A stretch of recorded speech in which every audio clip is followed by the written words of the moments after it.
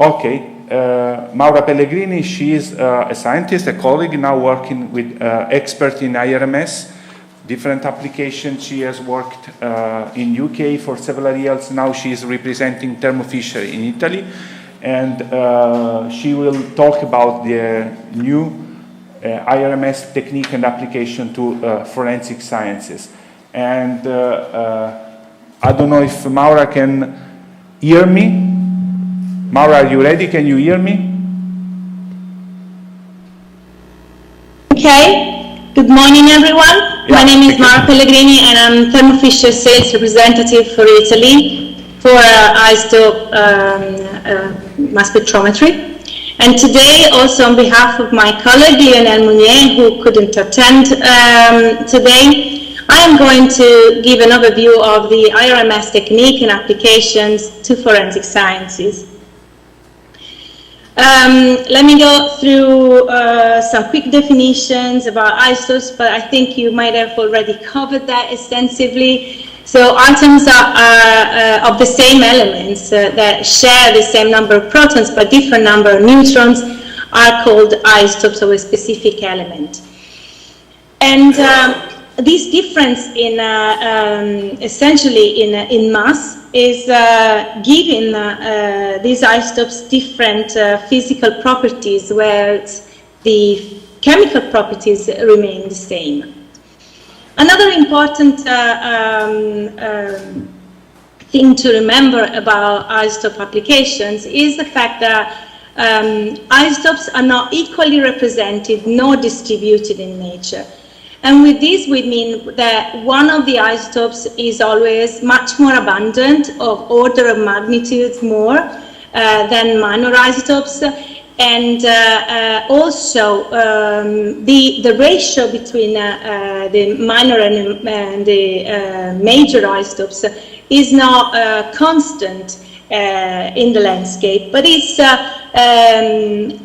differently distributed. And this distribution is due to a phenomenon called fractionations. And this is why isotopes are so interested and so powerful in this type of applications. Isotopes can be divided into stable and radioactive, and the applications are different.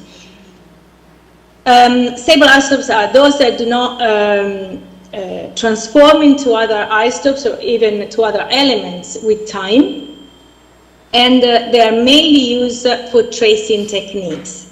Whereas radioactive isotopes that do decay or transform into time into something else are used for aging and dating in geology and archaeology, because this decay is associated to a specific, is time dependent.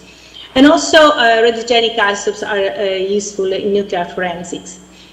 Stable isotopes can be separated into traditional and non-traditional isotopes.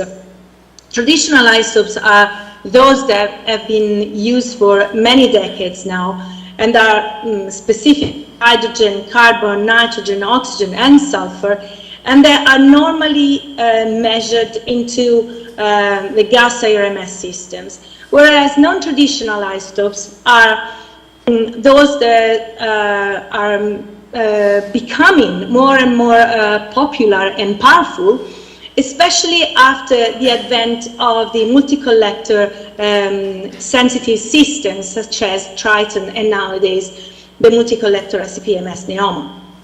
So nowadays new isotope systems such as copper, zinc, chromium, molybdenum, iron, are exploited for a number of applications, together with boron, lead, strontium, and calcium. They are being exploited now for a couple of decades or more, maybe.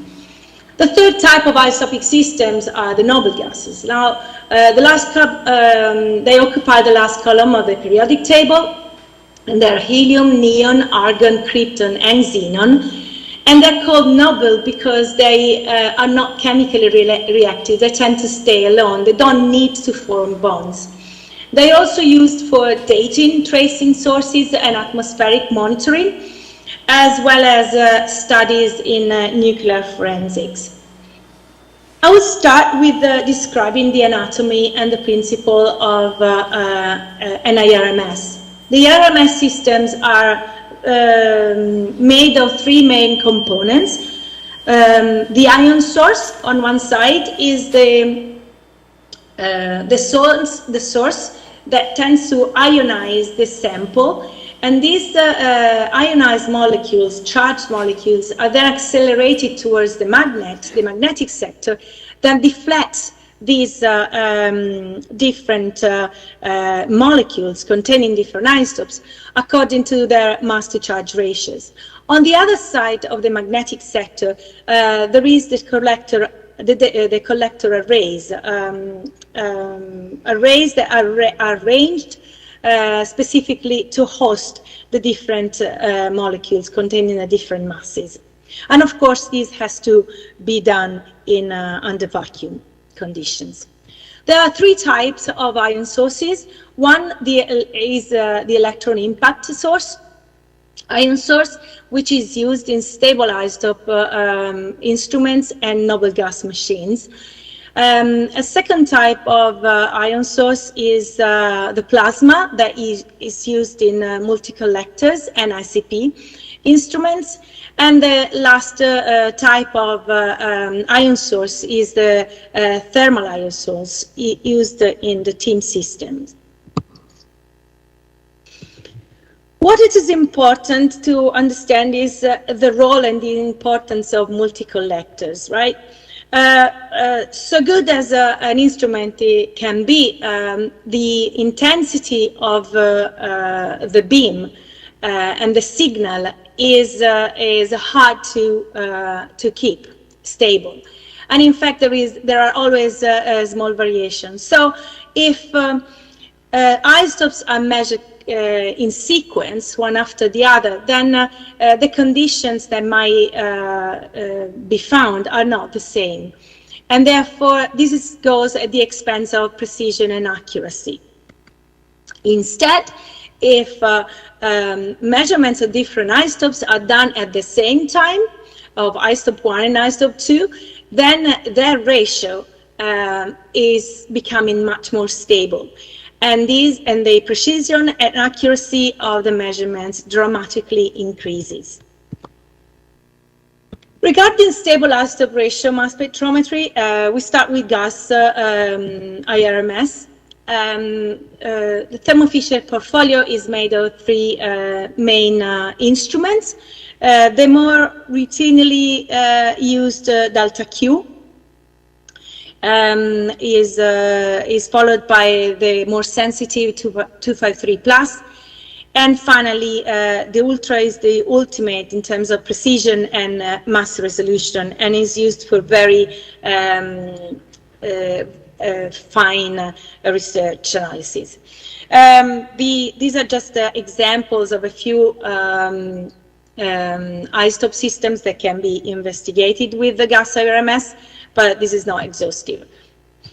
Another concept to remind is the use of the delta notation, which is extremely helpful, specifically in stable isotopes.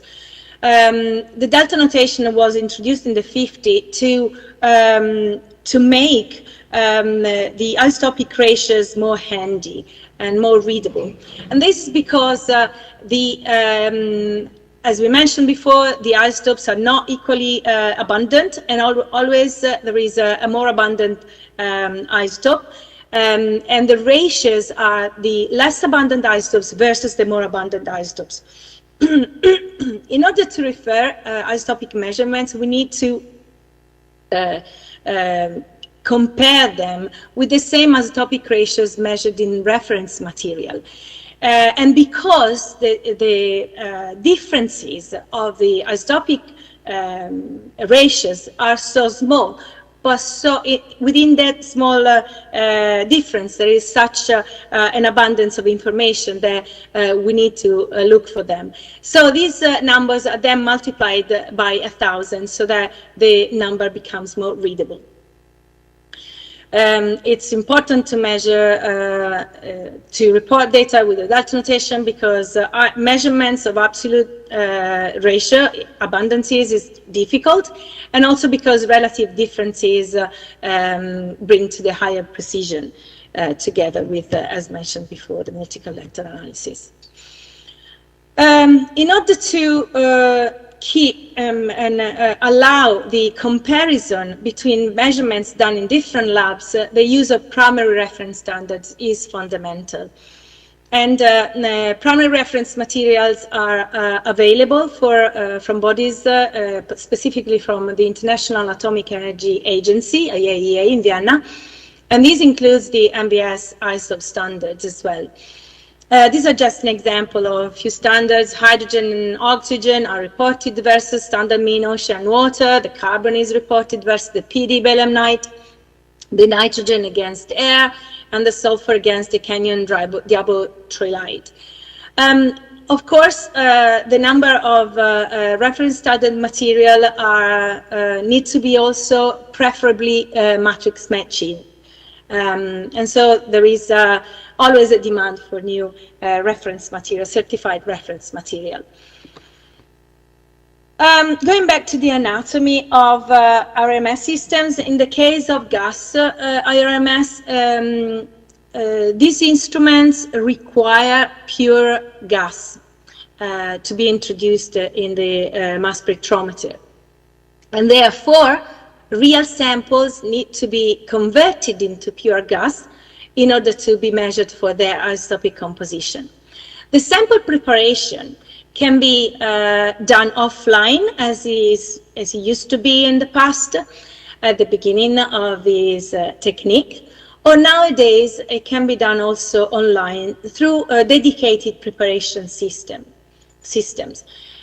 So pure gas is then introduced into the mass spectrometer in two ways. One is the dual inlet, which is the old systems, let's say, but still very much in use in specific cases. The dual inlet works with two different volumes, two different bellows that contain on one side the reference gas and on the other side the sample gas. And these are measured alternatively, sent to the ion source alternatively, so they are measured so that the continuous comparison between the reference gas and the sample gas is performed.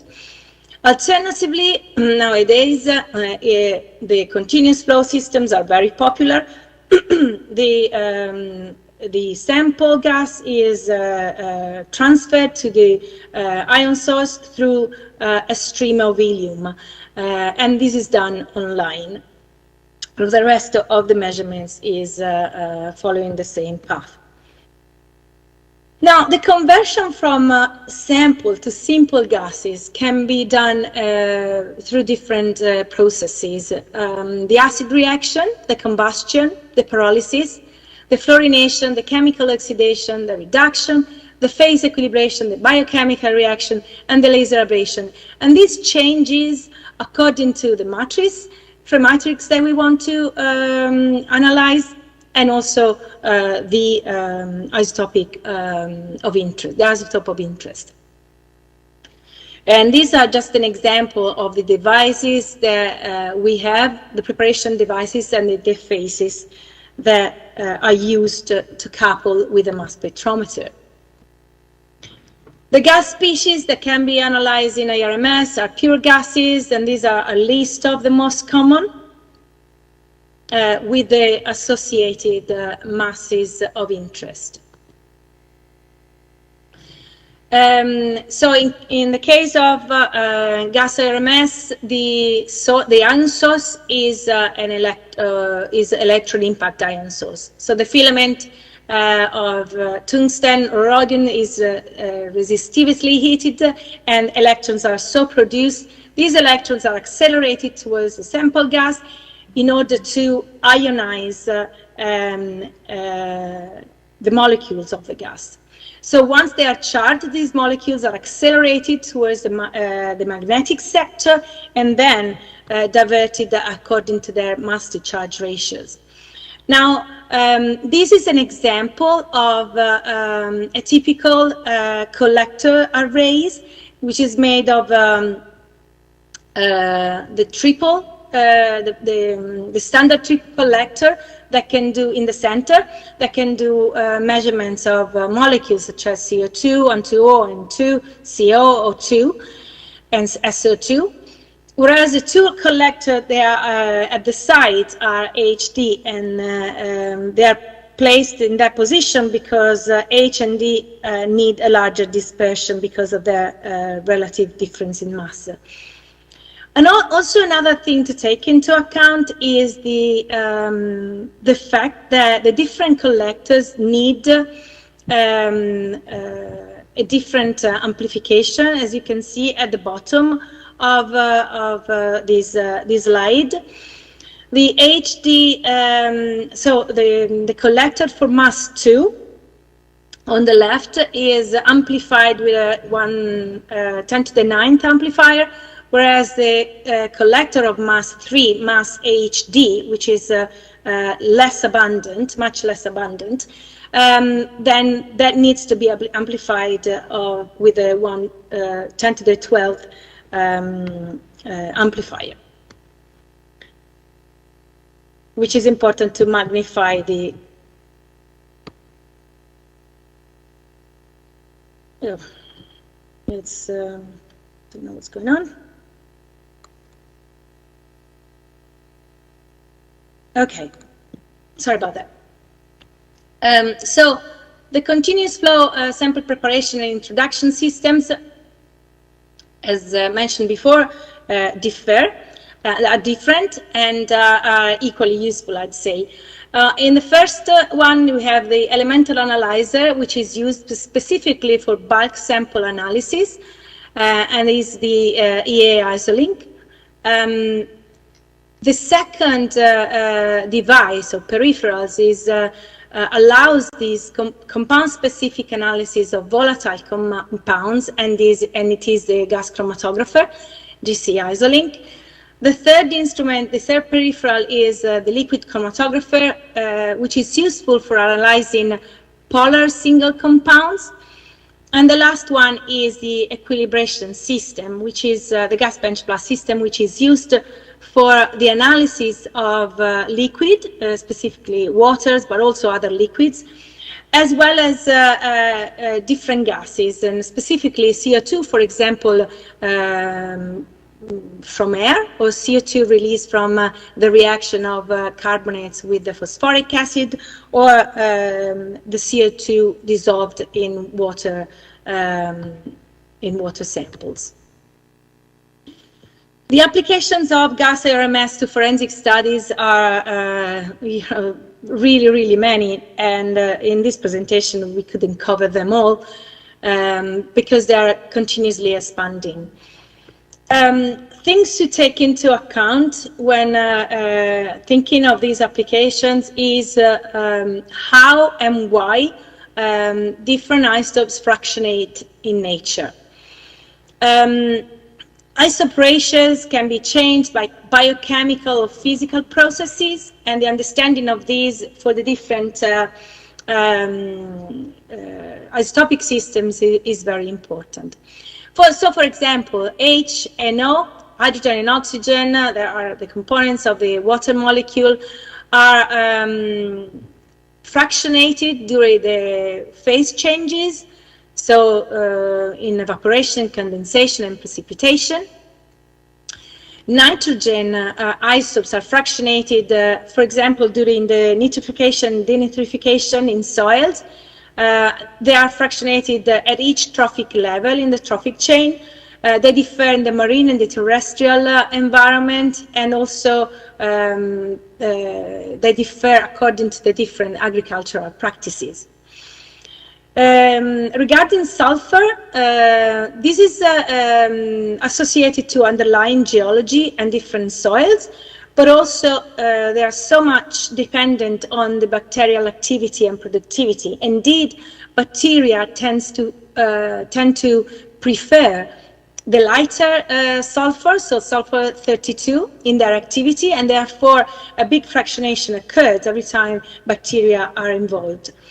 Similarly, for the case of carbon, the major fractionation of carbon isotopes is occurring during the photosynthesis, so the fixation of atmospheric CO2 or atmospheric carbon into organic compounds.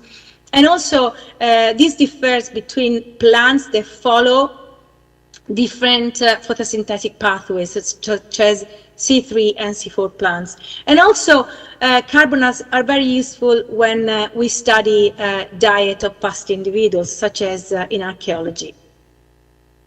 In these following slides, these are just sketches and drawings of how how the environment is differentiated regarding the isotopic ratios. You can see here the anthropogenic CO2 emitted in the atmosphere, especially with the use of fossil fuels, is producing very depleted CO2, which is quite different from the atmospheric CO2. Although the atmospheric CO2 is nowadays becoming more and more depleted because of this contribution of anthropogenic CO2 into the atmosphere. Also, you can see the differences between C3 and C4 plants that differ quite dramatically in terms of isotopic composition, and also different type of soils can differ quite dramatically.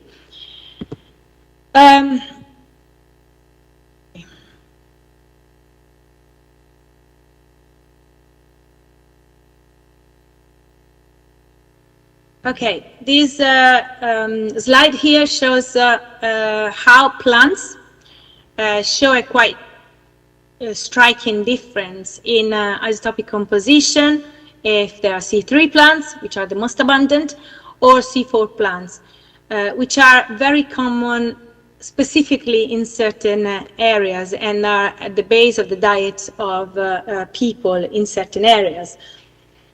And this difference measured in the plants is also transferred through the trophic chain and also in food products, secondary food products. Nitrogen can be, nitrogen fractionation can be associated to trophic level status. Different trophic steps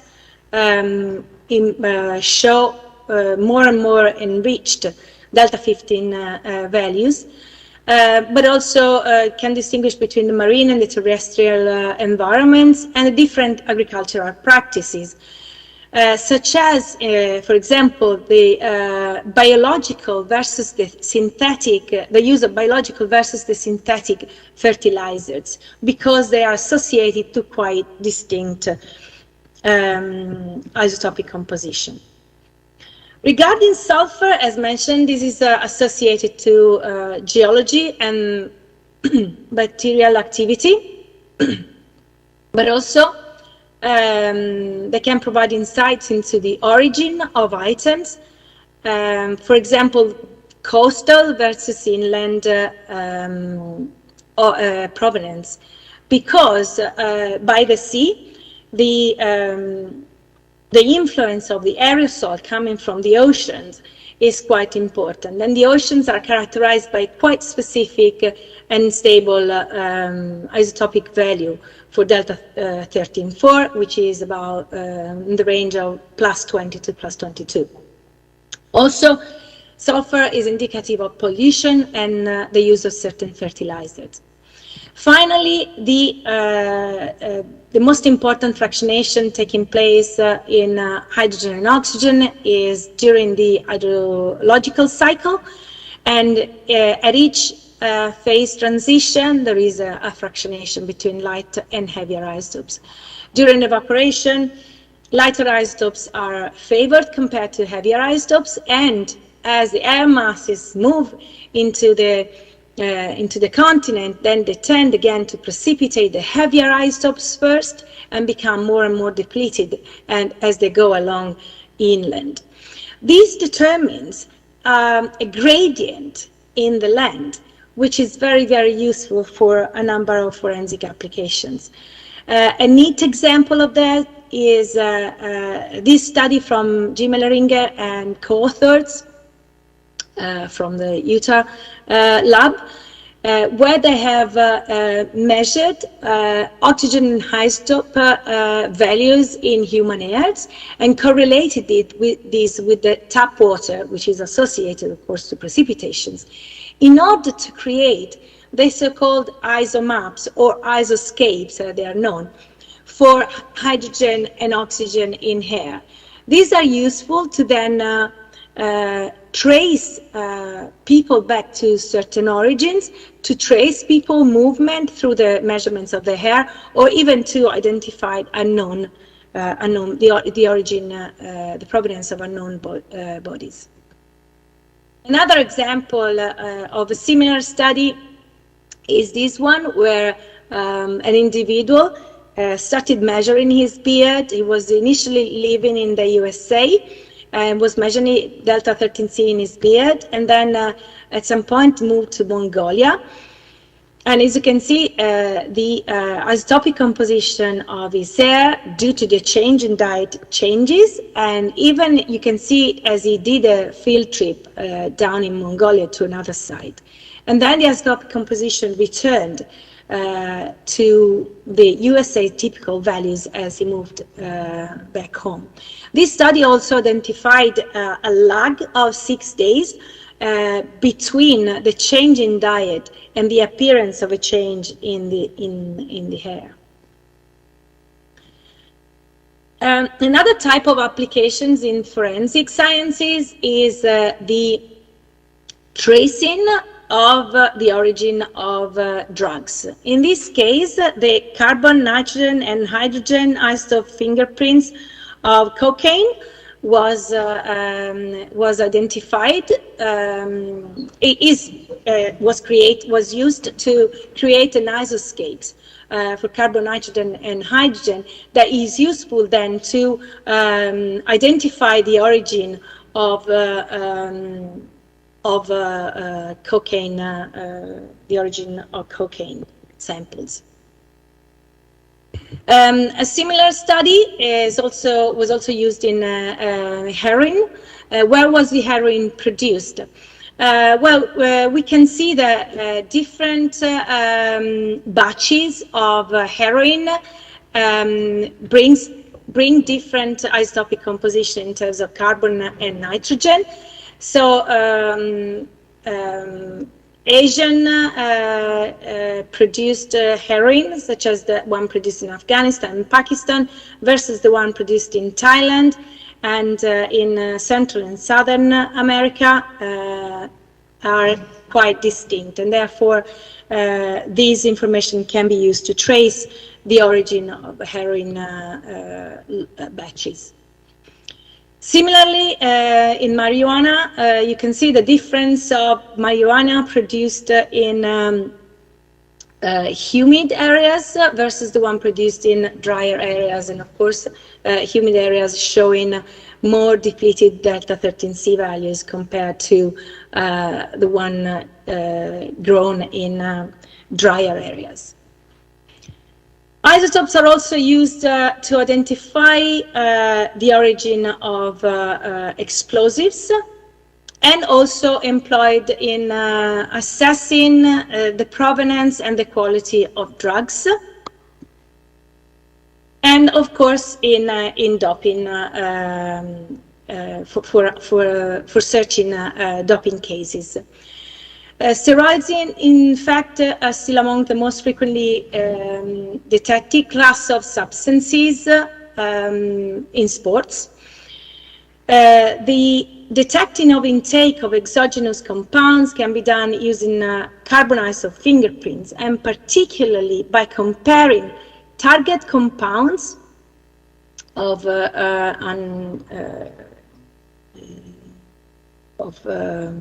certain substances versus endogenous reference compound. And as you can see on the top of the graph on the left, the endogenous steroids remain constant, whereas the target compounds are quite distinct in terms of isotopic composition.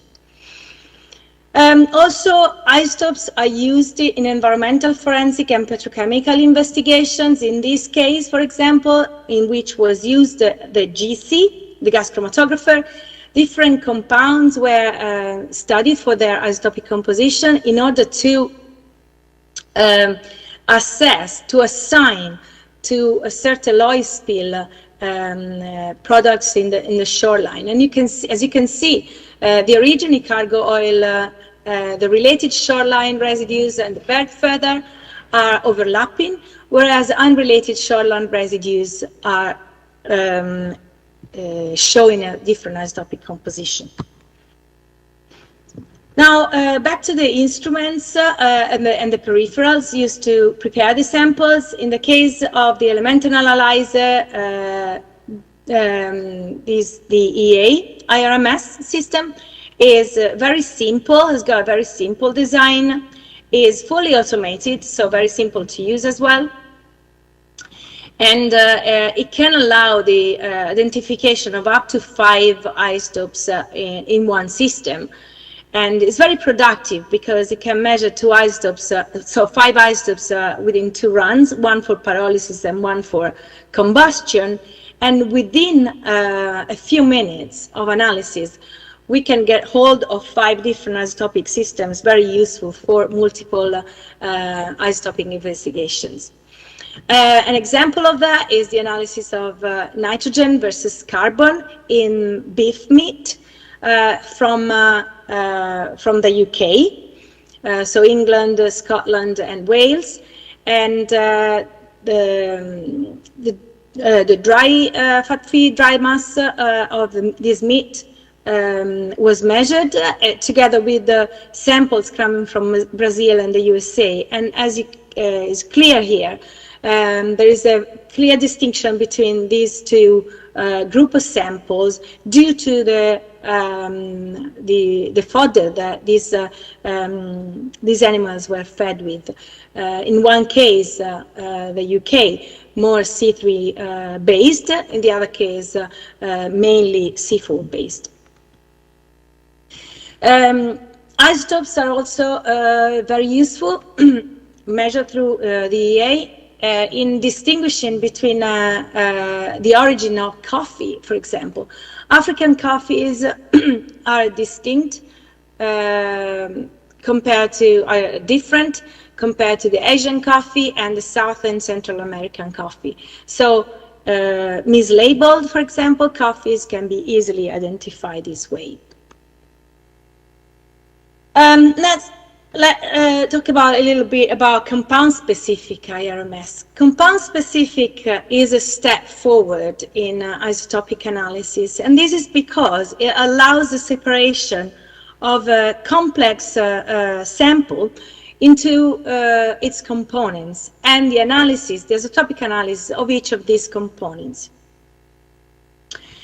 So compared to bulk analysis, it provides additional information. So both GC and both gas chromatography and liquid chromatography have been used for online purification of materials in order to produce a sequence of compound-specific IRMS analysis. The gas chromatography, the GC IRMS, can allow the easy measurements of carbon isotopic ratios as well as nitrogen isotopic ratios, and the high temperature conversion can also allow the measurement of hydrogen and oxygen in single compounds. And this is really powerful because we've seen that multiple isotope investigation is extremely powerful in detecting the origin of samples. Also, this system, our system, can be associated with the GCMS for the simultaneous identification of the specific molecules. It's a highly automated setting and with a very high sample throughput. A straight example of this is the identification of the contribution of Berin versus terrestrial proteins to human diet in this archaeological study that was carried out at Bristol University, where the delta 15 nanocollagen was compared to the delta 15, to the difference of the delta 15 N measured in glutamine and phenylalanine of the same collagen samples. And you can see how marine and terrestrial diets are separated. But also the GC can be used quite with the success in identifying aromas. For example, this is the case of vanilla, in which the combination of delta 2H and delta 13C has been used to identify the origin of different vanilla aromas, right? From natural to synthetic and biosynthetic. And this is really important because this is a very expensive and widely used aroma. This is not the only example, there are others as well. So liquid chromatography allows the separation of single components of polar compounds, and the separate compounds are then converted through an acid reaction, so chemical reaction. They are converted into CO2 and then measured in a mass spectrometer. This setting has been very successful in separating and measuring the isotopic composition of single amino acids, again, quite easily. And also, they are very widely used for the identification of food frauds, specifically with honey. In fact, the LC-RMS system allows the separation of the different sugars and the isotopic composition of each of these sugars, and the difference between the different peaks has to be within a certain range. Finally, the equilibration system, the gas bench plus, allows the preparation and the measurement and the preparation of samples very different from air CO2 to the CO2 released from carbonate, or from that released from dissolved inorganic carburet. Also, it can allows the equilibration of technique to measure aqueous samples by equilibration with the reference CO2 or H2. Again, an example of this type of application is the separation, quite clear separation by comparing delta 13C versus the delta 18O of CO2. And you can see how CO2 from volcanic emissions is separated quite well, very well compared to combustion of gasoline or methane versus vegetation, respiration, and atmospheric background. So in some cases, it could be useful to identify the origin of some CO2. An application of the gas bench in food analysis, food forensic, is the identification of watering of wine samples. And as you can see, there is a correlation, a mixing line between pure samples and watered samples. So the more the sample is watered, the more it gets closer to, the further away from the value of the original sample the sample gets. Also, this system can be used to identify the origin of pollution from nitrates. which is extremely of interest for people that manage water bodies for drinking purposes. Let's go now quickly to TIMS and multi-collector ICP-MS systems. As mentioned before, they have a different type of source. In the first case of TIMS is the thermal ionization source, and in the second case it's a plasma source. TIMS is probably the instrument that can reach the highest precision, but can measure less isotopic systems, but with a very, very high precision. Whereas nowadays, the advent of this new multi-collector ICP-MS, our NEOMA, allows the measurements of virtually all the elements from the periodic table with great success. Now, an example here is from strontium. Strontium is widely used in forensic sciences because it's associated to the geological background. Strontium has got 4 isotopic systems, one of which is inherited from the decay of rubidium-87. But the distribution of strontium and rubidium is quite different in the geology. And so these geological maps can be used to identify the different, the potential variability of strontium isotopes. And strontium has been established that can transfer into body systems, for example, rivers, or into the biosphere. And for this is used to identify the origin of samples. Now, different instruments can measure isotopes, but it's interesting here to appreciate the precision that is achieved. And of course, the precision that is achieved in the multi-collector ICP-MS and the TIMS is much higher compared to an ICP-MS system or even an HR ICP-MS system. So just to go back to the strontium isotope ratio transfers to the hard and soft tissues of the biosphere, and it's used therefore to identify the origins of materials. This is a neat example of the comparison between the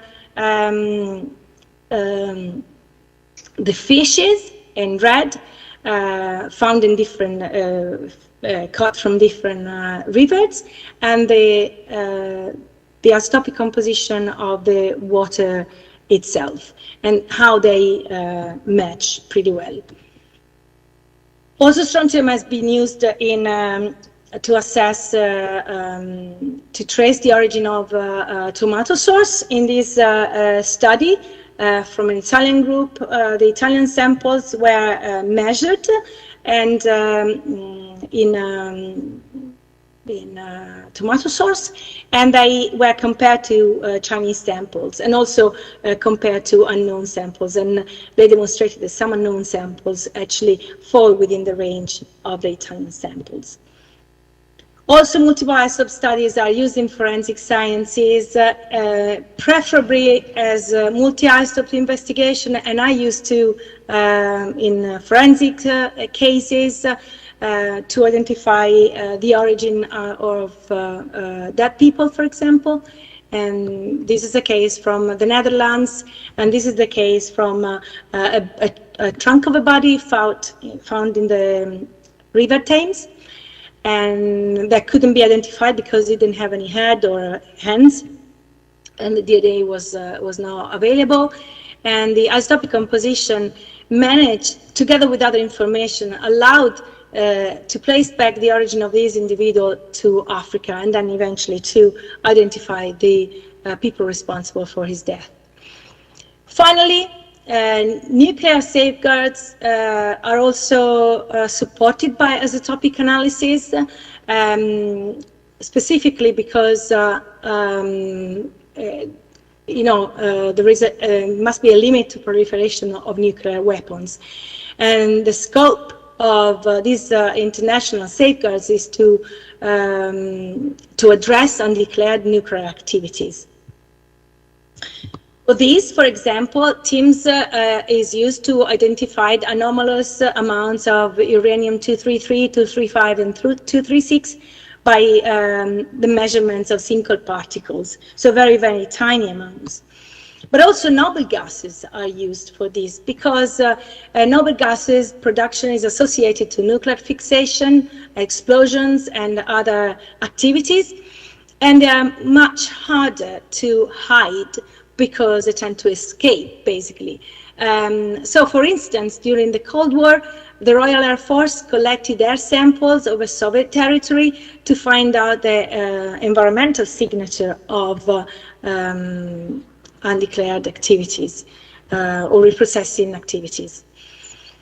So I think, oh yes, finally, if you're interested, Goldschmidt, there's going to be a presentation of this type of applications with noble gas by these people. And I thank you for this, for your attention, and I want to highlight here, they just went through many, but not all the applications that could be done with the use of stable enriched genic isotopes. And I thank you for your attention. Okay. Thank you, Maura. Now we arranged for lunch, and so you can follow Lucio. I don't know where he is. He should come briefly. Maybe in the meantime, if you have questions, not for the previous talks, just talk now. Okay, now let's wait for Lucio. Now we go downstairs. We have lunch, and then in the afternoon, soon after lunch, we will start with the experimental activities, with the visit of the labs and also some measurement we are going to do.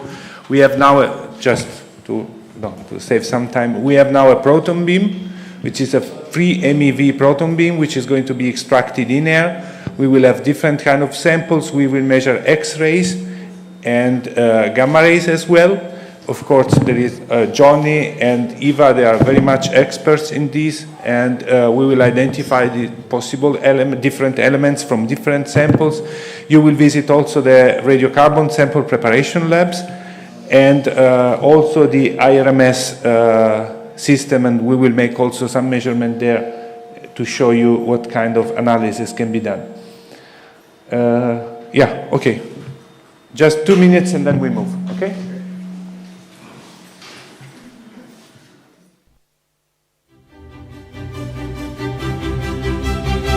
Thank you.